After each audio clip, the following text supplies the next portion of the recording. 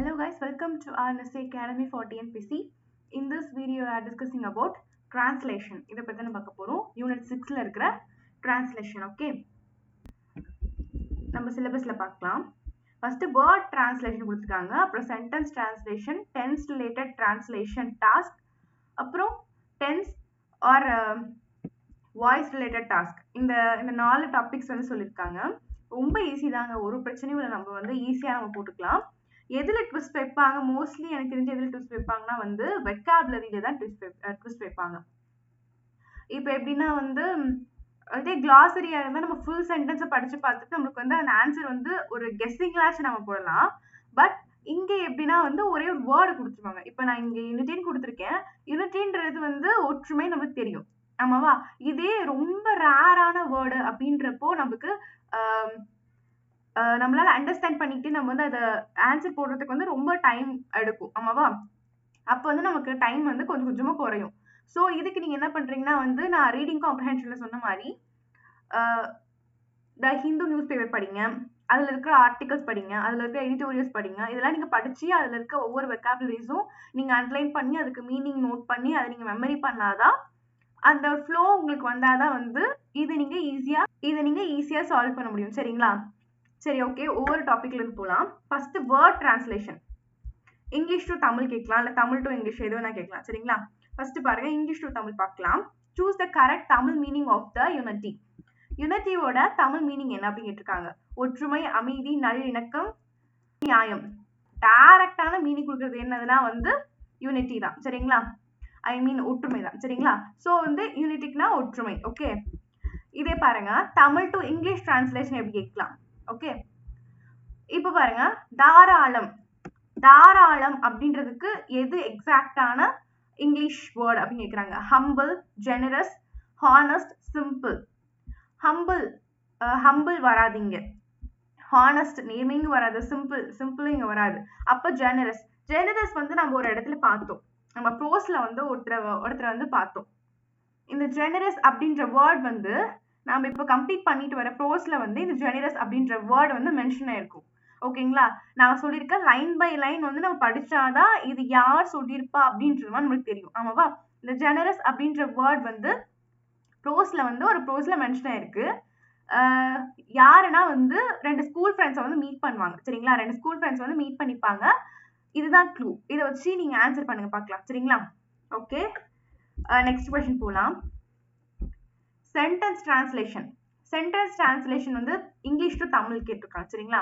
அப்ப வந்து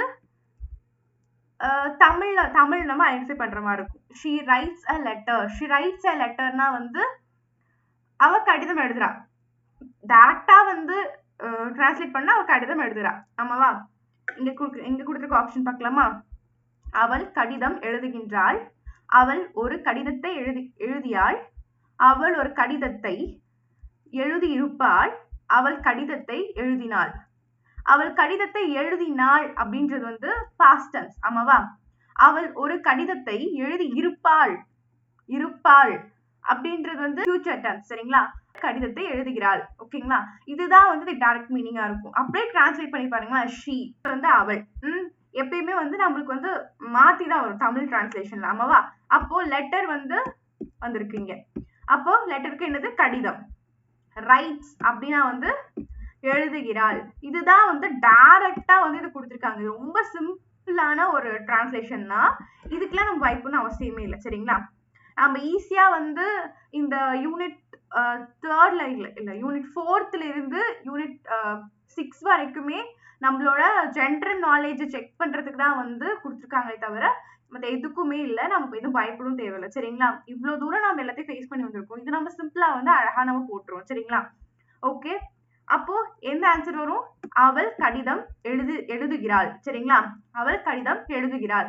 she writes a letter அப்படின்னா வந்து டைரக்டா டிரான்ஸ்லேட் பண்ணாவே இதுதான் வருது. ஓகே, நெக்ஸ்ட் பாருங்க, அதே சென்டென்ஸ் டிரான்ஸ்லேஷன்ல வந்து தமிழ் டு இங்கிலீஷ் கேட்டிருக்காங்க.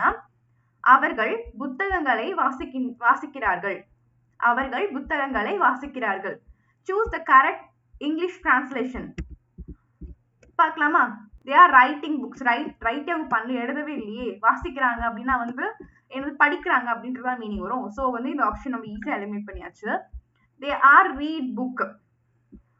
ஆனா வந்து ஹோல்ட் ஆன் பண்ணிக்கலாம், ரீட் பண்றாங்க அப்படின்றத ஹோல்ட் ஆன் பண்ணிக்கலாம். தே are reading books. Okay, hold on. They have reading books. They have இங்க எப்படி வரும் ஆமாவா? ஸோ வந்து ஈஸியா எலிமினேட் பண்ணலாம். ஸோ 2 ஆப்ஷன் தான் இருக்கு. தே ரீட் புக்ஸ். தே ரீட் புக்ஸ் வந்து வராது. They or read books. ஏன்னா வந்து இங்க வந்து அவர்கள் புத்தகங்களை வாசிக்கின்றார்கள் ஆமாவா? அப்போ வந்து புத்தகங்களை வாசிக்கின்றார்கள் அப்படின்றப்போ தே ஆர் இங்கதான், தே ஆர் தான் வந்து இங்க வரும் சரிங்களா? அப்போ they are. Okay, they are reading books. Next பாருங்க, டென்ஸ் ஐடென்டிஃபிகேஷன் அண்ட் சேஞ்ச். இது என்னன்னு பார்க்கலாமா? Identify the tense and choose it future tense form. அதாவது ஃபியூச்சர் டென்ஸ் ஃபார்ம்ல வந்து நமக்கு கொடுக்க சொல்லிருக்காங்க. ஓகே, இப்போ இது என்ன டென்ஸ் நம்ம கண்டுபிடிச்சாதான் இது ஃபியூச்சர் டென்ஸ்ல மாத்த முடியும் ஆமாவா?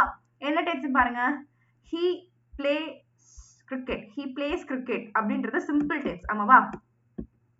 சிம்பிள் டென்ஸா இருக்கு. இது நம்ம ஃபியூச்சர் டென்ஸா மாத்தணும். Okay, மாத்தலாமா? he will be playing cricket. he will be playing cricket. இங்க வந்து இங்க will be வராது. ஏன்னா இது சாரி ஃபியூச்சர் கண்டினியூ டென்ஸ்ல போயிருது ஆமாவா? you will be அப்படின்றது ஃபியூச்சர் கண்டினியூ டென்ஸ்ல போறதுனால இது வராது சரிங்களா? நெக்ஸ்ட் பார்க்கலாம். he played cricket. played ed இங்க வந்திருக்கு. ஸோ பாஸ்ட்ல போயிடுச்சு. he will play cricket. இது ஹோல்ட் ஆன் பண்ணிக்கலாம். he plays cricket every day. no, he play cricket மட்டும் கொடுத்துருக்காங்க. he play cricket every day அப்படின்றது அங்க வந்து எக்ஸ்ட்ரா கண்டென்ட் ஆட் ஆயிருக்கனால இது இல்லை. நம்மளுக்கு வந்து டைரக்டா டிரான்ஸ்லேட் பண்ண சொல்லியிருக்காங்களே தவிர அதை நம்ம புரிஞ்சு அதை எலாபரேட் பண்ணி எழுத சொல்ல. ஸோ வந்து இந்த ஆப்ஷன் வந்து தப்பு. அப்போ எது வரும் பாருங்க, he will play cricket. இதுதான் வரும் சரிங்களா? ஓகே, இப்போ வாய்ஸ் டிரான்ஸ்லேஷன் பார்க்கலாம். ஆக்டிவ் டு பாசிவ் கொடுத்துருக்காங்க. ஃபர்ஸ்ட் நம்ம ஆக்டிவ்க்கும் பாசிவ்க்கும் மீனிங் தெரிஞ்சாதான் நம்ம இது போட முடியும். ஓகேங்களா? அப்ப ஆக்டிவ்னா என்ன, பாசிவ்னா என்ன தெரிஞ்சுக்கணும். பார்க்கலாமா? ஓகே, ஆக்டிவ்னா என்ன, ஆக்டிவ் வாய்ஸ்னா என்ன? ஓகே, ஆக்டிவ் வாய்ஸ்ல சப்ஜெக்ட் வந்து ஆக்ஷனா இருக்கும். ஓகே, சப்ஜெக்ட் தான் ஆக்ஷனாவே இருக்கும்.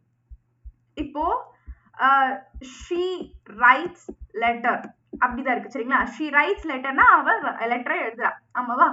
அப்போ அவள் அப்படின்றது என்னது, சப்ஜெக்ட் ஆமாவா? ரைட்ஸ் அப்படின்றது verb, லெட்டர்ன்றது ஆப்ஜெக்ட். இதுதான் ஸ்ட்ரக்சர். ஸ்ட்ரக்சர் கொடுத்துருக்கேன் பாருங்க, இதுதான் structure. Subject plus verb plus object தான் வந்து ஆக்டிவ் வாய்ஸ் சரிங்களா? இது நான் சிம்பிளா சொல்றேன். ஓகே, இப்போ நம்ம பாசிவ் வாய்ஸ் பார்க்கலாம். பாசிவ் வாய்ஸ்னா என்னன்னு பாத்தீங்கன்னா வந்து சப்ஜெக்ட் தான் வந்து ஆப்ஜெக்ட் தான் வந்து இங்க சப்ஜெக்டாவே இருக்கும். எப்படின்னா வந்து உங்களுக்கு எக்ஸாம்பிள் பத்தி புரியும் பாருங்க. லெட்டர் அப்படின்றது ஆப்ஜெக்டா, இந்த ஆப்ஜெக்ட் தான் வந்து மெயின் கண்டென்ட்டாவே அங்க இருக்கும் சரிங்களா? லெட்டர் வந்து letter is written by her. Okay, அவ வந்து அவளால தான் இந்த லெட்டர் எழுதப்பட்டது அப்படின்னு சொல்லிட்டு சொல்லியிருக்காங்க. அப்போ இங்க வந்து லெட்டர் தான் வந்து இங்க இம்பார்ட்டன்டான ஒரு கண்டென்ட் சரிங்களா? அப்போ அதான் இங்க சொல்றாங்க, the object become the subject of the sentence. இந்த ஆப்ஜெக்ட் தான் வந்து சப்ஜெக்டாவே இருக்கும் இந்த சென்டென்ஸ்ல அப்படி சொல்லியிருக்காங்க. இந்த ஸ்ட்ரக்சர் பாருங்க, object be form verbs plus past participle அதான் V3 verb சரிங்களா? நெக்ஸ்ட் பாருங்க, by பிளஸ் சப்ஜெக்ட். இது இந்த இதுல வந்தாதான் வந்து அது ஸ்ட்ரக்சர். ஓகே, இந்த ஸ்ட்ரக்சர் தான் இருக்கும். ஓகே, அப்போ எக்ஸாம்பிள் பாருங்க, ஆப்ஜெக்ட் வந்துருச்சா, லெட்டர் ஆப்ஜெக்ட் வந்துருச்சா, is written by, be form verbs வந்துருச்சா, be form verb plus V3 வந்துருச்சா, பை ஹர் அப்படின்றது வந்து ஆப்ஜெக்டா. அழகா நம்ம டிரான்ஸ்லேட் பண்ணிக்கலாம். இந்த ஸ்ட்ரக்சர் தெரிஞ்சாவே நம்ம டிரான்ஸ்லேட் பண்ணிக்கலாம் சரிங்களா? ஓகே, மேல பாருங்க, இப்போ இது பார்க்கலாம். Active to passive. ஆக்டிவ்ல இருந்து பாசிவ் கேக்குறாங்க. Change passive voice. நம்ம வந்து பாசிவ் வாய்ஸை சேஞ்ச் பண்ண போறோம். they build a house. they build a house னா வந்து இப்போ நம்ம என்ன பண்ண போறோம், பாசிவ் வாய்ஸை சேஞ்ச் பண்ணனும்னா என்ன பண்ணனும், ஆப்ஜெக்ட் முன்னாடி வைக்கணும். எல்லாமே ஆப்ஜெக்ட் முன்னாடி தான் இருக்கு சரிங்களா?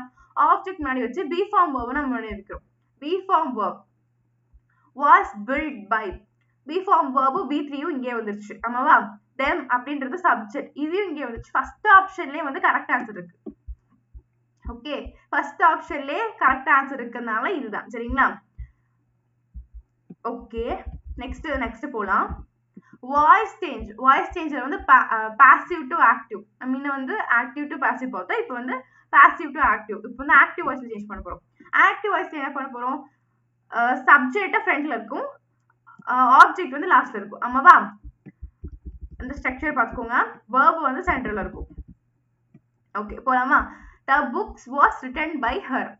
இந்த புக் வந்து அவளால் எழுதப்பட்டது அப்படின்னு சொல்லிட்டு போட்டிருக்காங்க. ஆமாவா? இதை நாம என்ன பண்ண போறோம், she, அவள் அப்படின்றதுக்கு முன்னாடி கொண்டு வந்துடும். ஆமாவா? she has written the book. she has வராது. ஓகே, அப்போ she wrote the book. Wait பண்ணிக்கலாம், ஹோல்ட் வைங்க. she had written the book. she had, இங்கு had வராது. அவளால் எழுதப்பட்டது அப்படின்றப்போ had இங்க வராது. Okay, she writes the book. Okay, she writes the book அப்படின்றதும் அங்க வந்து written அப்படின்றப்ப இங்க வந்து ரைட் வருது. அப்போ இது தப்பு. இங்க ரோட் வந்தா கூட ஓகே சொல்ல, ரைட் வந்திருக்கு. அப்போ இங்க என்ன சொல்றது, ரோட். அப்போ இதுதான் வந்து கரெக்ட் ஆன்சர். ஓகேங்களா? இப்படிதான் ஐடென்டிஃபை பண்ணணும். கீழே வந்து அந்த பாசிவ் வாய்ஸ்க்கு வந்து நான் வந்து விளக்கம் கொடுத்துருக்கேன். சரிங்களா? அதை நீங்க ஃப்ரீயா இருக்க பார்த்துக்கோங்க. இது வந்து நம்ம ரெகுலரா ப்ராக்டிஸ் பண்ணாதான் நம்ம அங்க போயிட்டு திணறாம நம்ம வந்து ஈஸியா அங்க வந்து போட முடியும். சரிங்களா? நம்ம வந்து அது ரெகுலரா வந்து ப்ராக்டிஸ் பண்ணணும். இப்போ வந்து ஓகே நம்ம ஆன் த ஸ்பாட் போய் பண்ணிக்கலாம் அப்படின்ற மாதிரி விடக்கூடாது.